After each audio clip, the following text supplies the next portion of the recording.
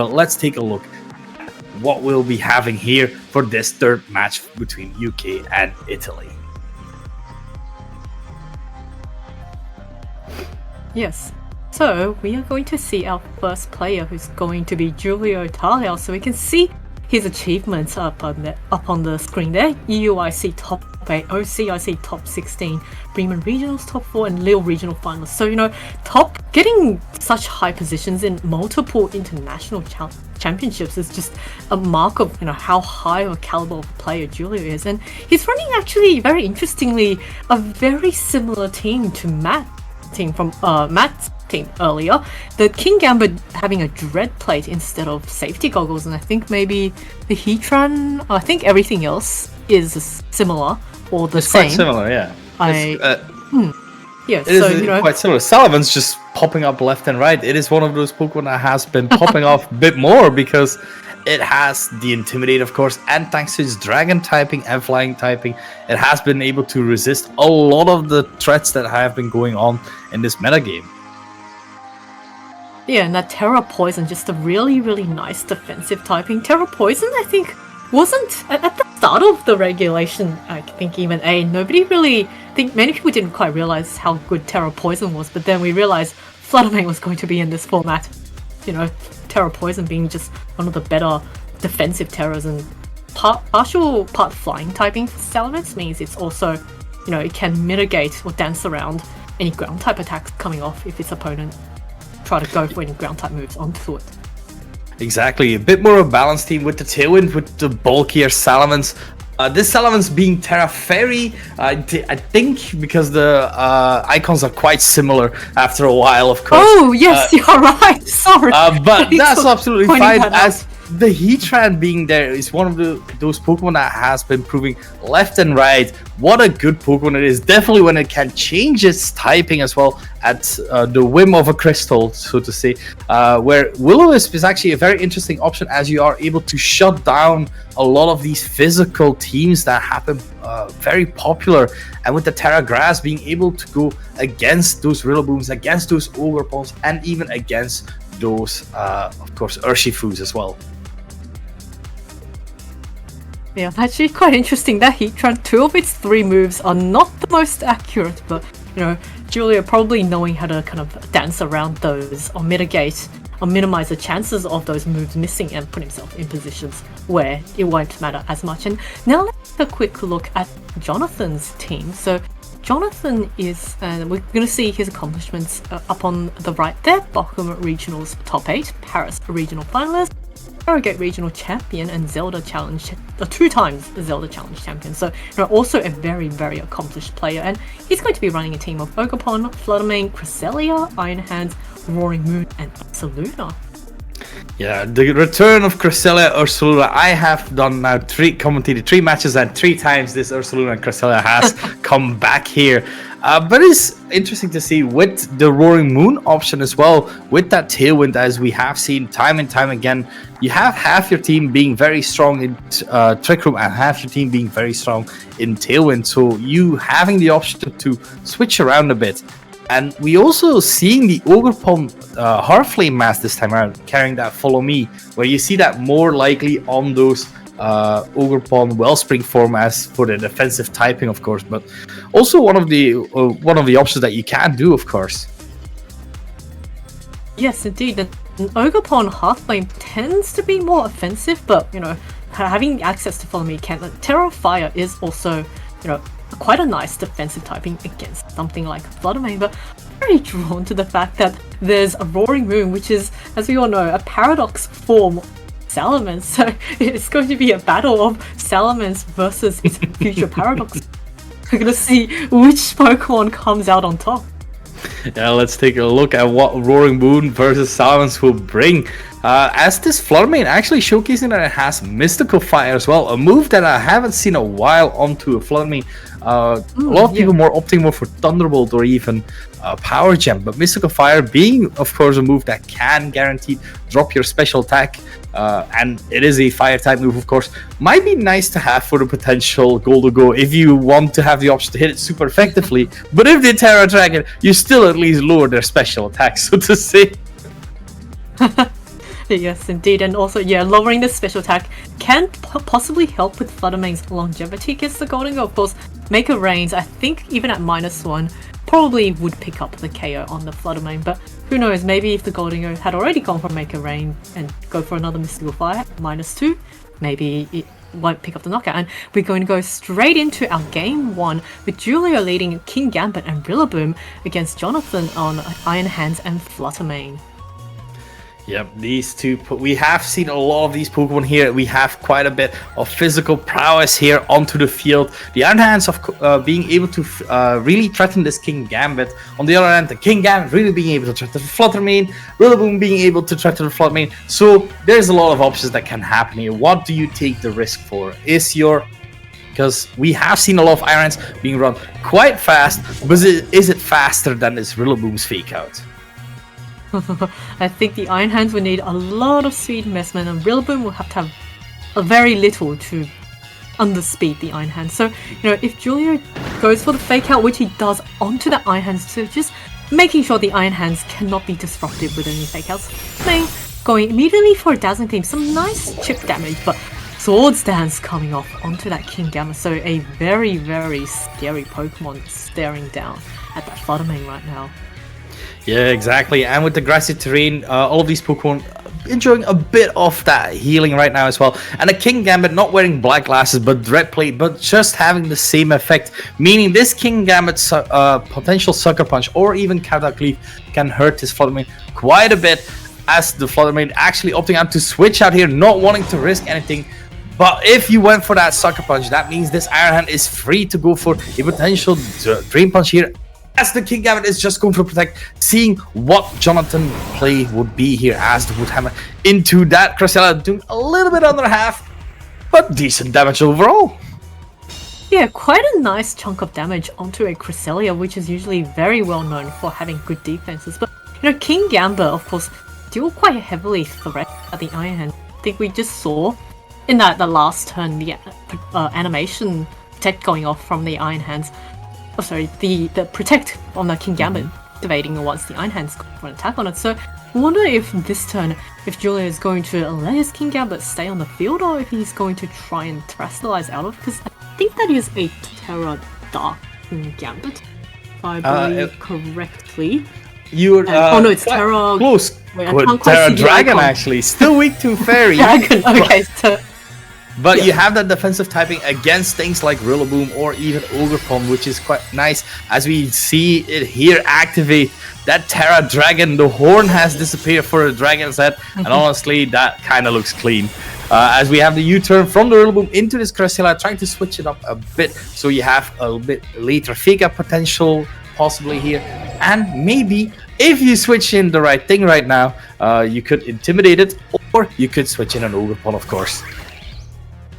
Yes, Ogerpon now coming into battle, but Cresselia going for the Ice Beam, so cool. That Terra option coming off, but no freezes, fortunately for Giulio, and that Cresselia is going to be felled easily from a plus. So I don't think it needed that Swords Dance boost, but always very nice to have. And Drain Punch also coming off, going very, very close on knocking out the King Gambit, but just not quite enough. And that King Gambit is going to hang on and recover some health for the end of the turn. Yeah, we've seen that King Gambit now be a bit faster than the Iron Hands as well, meaning that this King Gambit could potentially go for another Countercleave into this Flutter Mane should it want to, as it's not threatened by this Iron Hands. But of course, the Flutter Mane is way faster, so you don't really want that to happen right now. So you're being put in a position where you can Sucker Punch this Flutter Mane, but the Flutter Mane can just switch again, where the Iron Hands then has the option to KO the King Gambit then if it should want to. An easy play around this would be to Protect, as we do see the Flutter Mane switch out for that Ursaluna and the Protect from the King Gambit here, trying to make sure to see what Jonathan's play here would be, as Yogamon going for the Horn Leech in this grassy terrain onto that Ursaluna, doing quite a bit of damage. And then the Volt Switch from the Iron Hands onto the Ogerpon, making sure that this Flutter Mane comes back right in as well. What a fantastic play from Giulio there, just going for the Horn Leech, protecting that King Gambit, not falling for any, Sucker Punch mind games, and keeping that King Gambit safe for just another turn. Now, of course, this Ursaluna has got its Guts boost activated, which is going to get the damage mitigated by grassy terrain each time, but it is at very, very low health, so, that is something to keep in mind for Jonathan. And Flame is, of course, the fastest Pokemon on the field, but it could just get knocked out from a +2 Sucker Punch. I believe should be enough to KO unless the Fluttermane goes for a Terra option. A Terra Fairy would be quite nice here for this Fluttermane right now, being put in quite a difficult position. As you said it is that Terra onto that Fluttermane. Let's see if it is able to survive anything coming out from this King Gambit here. A Sucker Punch +2 Dread Plate is a lot, but is it enough? It is not! Oh, very close. Some very good information for Jonathan onto the coming matches, but that Dazzling Gleam is now going to be easily enough to knock out that Dragon-type King Gambit and deal a good amount of damage onto that Ogerpon as well. And Giulio is, I think, down... No, he's still got the Salamence and the... But that Ursaluna is going to get knocked out from that Horn Leech. So, a bit of a trade there, but let's see which player is actually the one coming up on top from that trade. Yeah, we already know that Giulio has got the Rillaboom in the back still, as the grassy terrain is actually disappearing right now. So a perfect opportunity for this Rillaboom to come right back in, having the option to fake out this Fluttermane, but even Grassy Glide to make sure that this goes down as well, as the Iron Hands coming in as well. We already know that this Iron Hands is quite slow, so a fake out into this Fluttermane is quite guaranteed, as the Iron Hands, being the slowest onto the field, doesn't really have that many options. It can go for quite a bit of damage onto either of these Pokemon, but here lies the issue, as the fake out doesn't kill the Fluttermane, just barely. Oh, that was so close. That Fluttermane just hanging on, and of course now getting knocked out from that Horn Leech because it is no longer immune to fake outs by getting rid of its ghost typing. And it's now going to be Iron Hands against 3 of Giulio's team, so I think this Iron Hands has quite a lot of work cut out for it, and it looks like I think Giulio probably is in a stronger position for this game to be able to close out the match. Yeah, it looks this way, especially with the grassy terrain boosting both of these Pokemon, their attack, and the hidden Pokemon in the back as well, trying to keep that hidden just maybe for that next game as well, trying to surprise, because we have seen it, of course. It was that Salamence with the potential Intimidate, with the potential Tailwind, and of course with its Rocky Helmet ready to switch in for anything this Iron Hands might be wanting to throw out. But quite smart, keeping this hidden for the next game. Yeah, that's a good point. I forgot that as the viewers, we were able to see Giulio's final Pokemon, but actually Jonathan was not able to see it. So that is something that Jonathan may have to try and work around and adjust for Game 2. Like, what was the 4th Pokemon that Giulio had, and what were Giulio's thoughts going into this game and how he approached it. And one other thing is that a Rocky Helmet Salamence hiding in the back would have been really, really good against any physical attacks coming off. And I think Giulio also played quite well around kind of that Fluttermane, and I think did he lead with the Ogerpon in? Oh no, the King Gambit. The King Gambit, of course, being powerful. Yes. Being able to Swords Dance, that's what King Gambit does. It is bulky. It will have a Pokemon next to it that will fake out or even intimidate or anything really helping it, so it can do a little dance and then continue to dance on the rest of your Pokemon. Yeah, and really good information for Jonathan, knowing that a Terra Fairy Fluttermane was able to survive mostly quite comfortably. I think maybe with a critical hit wouldn't have survived, but that's a very rare occurrence. Yeah. We are going to go into our second game and see how our players have adjusted, and I wonder if they're going to be leading at the same time. So we're going to see Ogerpon and Fluttermane this time from Jonathan, and Rillaboom and King Gambit. So same leads from Giulio, but a slight switch up on Jonathan's. So yeah, you can fake out this Fluttermane, but you do have the potential to go, for example, for a Grassy Glide plus Sucker Punch, just KOing this Fluttermane for sure, because it is of course that Choice Specs version. The options aren't really that great for this Fluttermane, because even with this Ogerpon being able to potentially redirect any sort of sucker punches or even grassy glides. The issue lies still that this Flutter Mane, when it goes for Dazzling Gleam, this King Gambit is able to take 2 of them, and with grassy terrain, making sure of that. But we see the immediate Terra Fairy from this Flutter Mane this time, trying to do as much damage as possible, making sure that both these Pokemon will be getting a lot of damage as well. Oh, my heart almost skipped a beat when I saw the fake animations. I thought that went into the Flutter Mane, but the Flutter Mane is going to get a very strong attack off both the Rillaboom and the King Gambit. King Gambit, of course, is going to once more go for another Swords Dance. So, you know, Ogerpon maybe just quite a... I can see why Giulio went for that fake out, because Ivy Cudgel from Ogerpon is going to do a lot of damage to both the Rillaboom and King Gambit. But now, you know, Flutter Mane has gone for the Terra. It is it's locked into Choice Spec, so it can't protect, and I think it will get knocked out by a Sucker Punch plus Grassy Terrain if it chooses to stay on. But King Gambit actually going for the Protect this turn just to keep scout out what Jonathan wants to do, and it's going to be that Follow Me on that Ogerpon. Yeah, Follow Me being a very good option there, just making sure that no Sucker Punches. Sucker Punch would be get redirected, any sort of Grassy Glide to make sure this Flutter Mane goes down as well is very smart here. But Giulio also seeing this option, going for the U-turn, trying to make sure to keep his Rillaboom a bit for later. Maybe finding another option here to switch in for this Ogerpon, because this Ogerpon, if it keeps following me, it's not that great of an option right now for you, so you want to have something to help you. And the answer that he found was the Ogerpon with Follow Me as well, giving him that potential to make sure that the Ogerpon isn't able to hit it, and this King Gambit is able to freely count out Cleave as well into whatever of the 2 slots that he wants to. Yes, and I think anything this King Gambit count out Cleaves into, if it's not resisted like that Flutter Mane, is going to get knocked out, because this is a Terra, as a Dread Plate King Gambit, and Ogerpon, its partner, is going to do a very good job of being able to keep its teammates safe if it chooses to go for a Follow Me. Of course, the Flutter Mane has locked into Dazzling Gleam, so it's not going to really care about any redirection, but we do see that Ogerpon now going for that Terra option into that Wellspring form, and it's going to give it a +1 boost to its special defense, as well as make its Ivy Cudgels even more threatening. So it kind of indicates maybe this turn went for the Ivy Cudgel. Ooh, Sucker Punch just straight up knocks out. Not even predicting the Follow Me, just going for it with the raw Sucker Punch there. Dazzling Gleam coming out on both these Pokemon. Able to survive it, but unfortunately King Gambit seems to get to go down anyway, because maybe of a high roll there, as now the Ogerpon is able to hit this Flutter Mane as well, making sure that Jonathan has 2 Pokemon less. Another critical hit on top to make it even worse.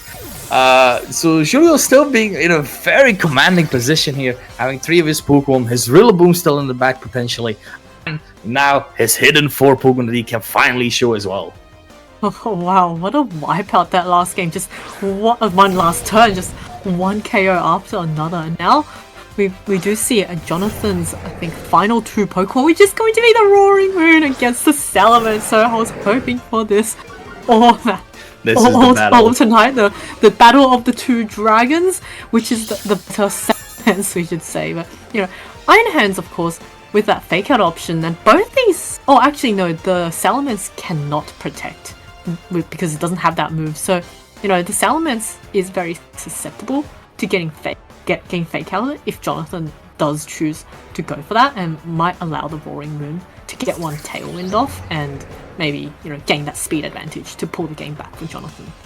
Yeah, this it's not a great option really for this Iron Hands, being able to fake out into a Spiky Shield or fake out into a Rocky Helmet. It will get damaged nonetheless if it goes into any, as the Ogerpon does go for that the Spiky Shield as a fake out into that Salamence, meaning this Roaring Moon is able to go for a breaking swipe right now. But now with Spiky Shield and the Rocky Helmet, it will be taking twice the damage as well because of that as well. Right.